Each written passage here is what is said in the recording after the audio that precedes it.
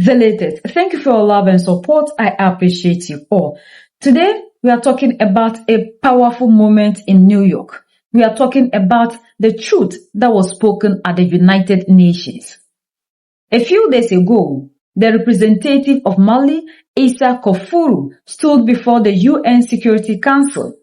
He was there to speak for the alliance of Sahel states, for Mali, for Burkina Faso, and for Niger, and he did not hold back. He went to the UN to tell the world that the time for foreign interference in our region is over.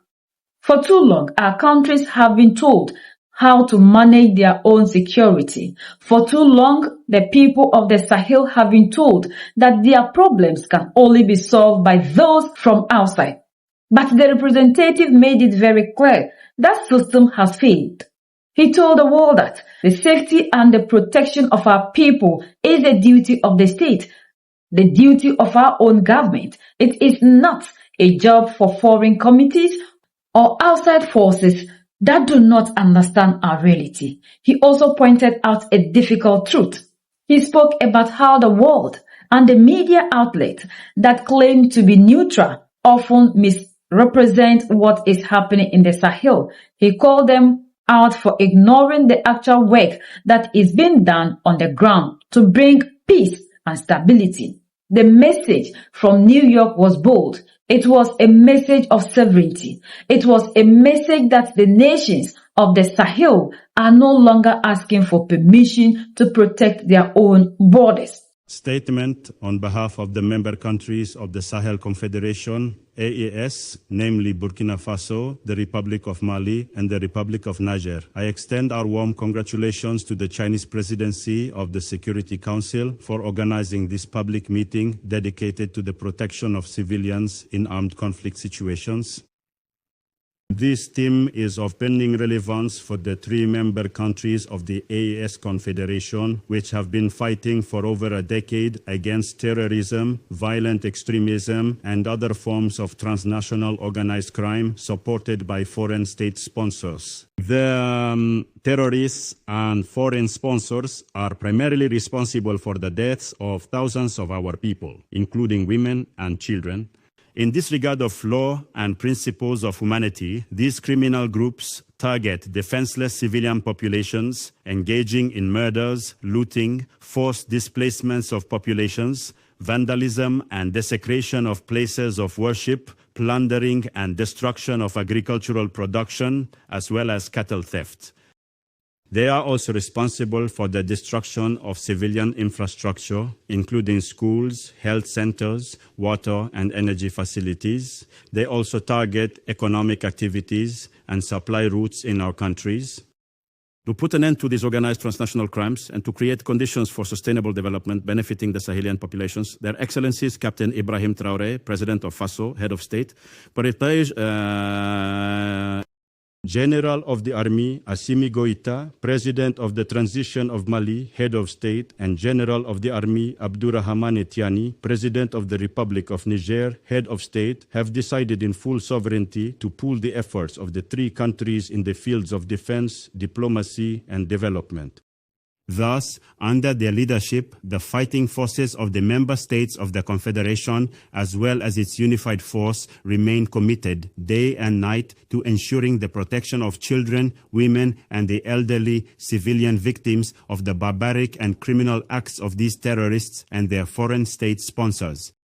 With honor and professionalism, these men and women fight at the cost of their lives to guarantee all populations, without any distinction, the sufficiency of their basic human rights, notably the right to life. I pay a heartfelt tribute here to our federal forces for their commitment and sacrifices.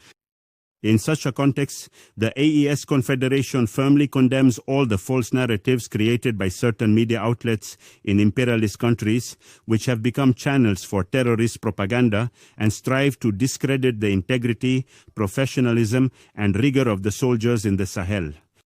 These deceitful media remain silent quite curiously about the daily successes achieved by our defense and security forces against these forces of evil we call for an immediate end.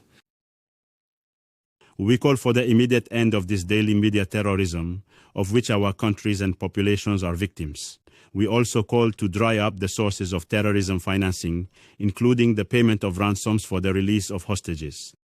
The AES Confederation once again denounces the subversive agenda of certain member states of United Nations organizations whose ultimate goal is to reimpose their hegemony in our countries. The AES Confederation pays special attention to the victims of civil or military terrorism.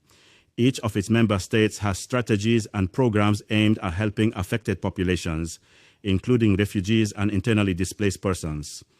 In this regard, we welcome the press statement of May 15, 2026, by which the Security Council, your council, strongly condemns the coordinated terrorist attacks against cities, like several Malian cities, on April 25, 2026, and expresses its compassion and solidarity with Mali, its people, and its authorities. The message from the AES Confederation is unequivocal. Our countries remain standing and determined to fight against international terrorism. We remain committed to the protection of our civilian populations under all circumstances and in compliance with our international commitments, particularly in the field of human rights and international humanitarian law. I conclude by paying a strong tribute to all victims of terrorism, both Sahelian and foreign, civilian and military, with a special thought for the victims of the events of April 25th, 2026 in Mali. I commend the admirable resilience of the Sahelian population in the face of the difficult situation our countries are going through. Finally, I reaffirm the determination of the member states of the AES Confederation to fight against terrorism and violent extremism in our region.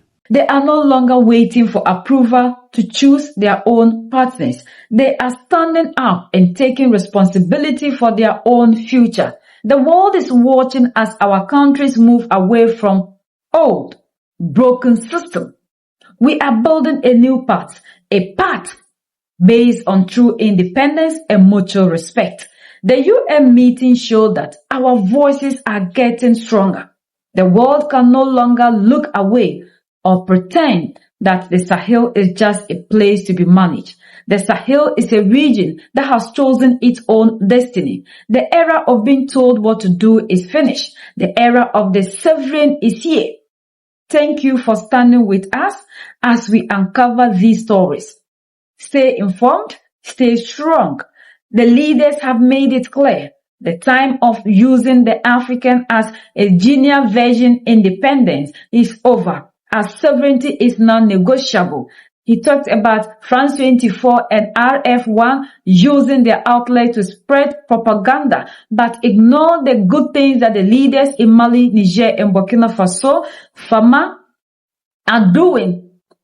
They are making it clear that we have the right to choose our own partners, to trade, and not for them to be here to tell us what to do. Like he pointed out, why is it that UN that claims that it is there to make sure all nations are treated equal, are rather watching and concerned when it comes to Africa, but are very quick to defend when it comes to other nations? That era of selective justice should be over, because the people in Africa have decided to choose their own path, not because they think that they are walking in isolation, but because they think that it is their right and duty to protect their people, just like Emmanuel Macron and Europe are calling for self-dependency. Is the same thing that the leaders in Mali, Niger, and Burkina Faso are doing to give us self-dependency instead of us waiting for people to come here when we know very well that in the guise of helping to protect the African, the resources are moving.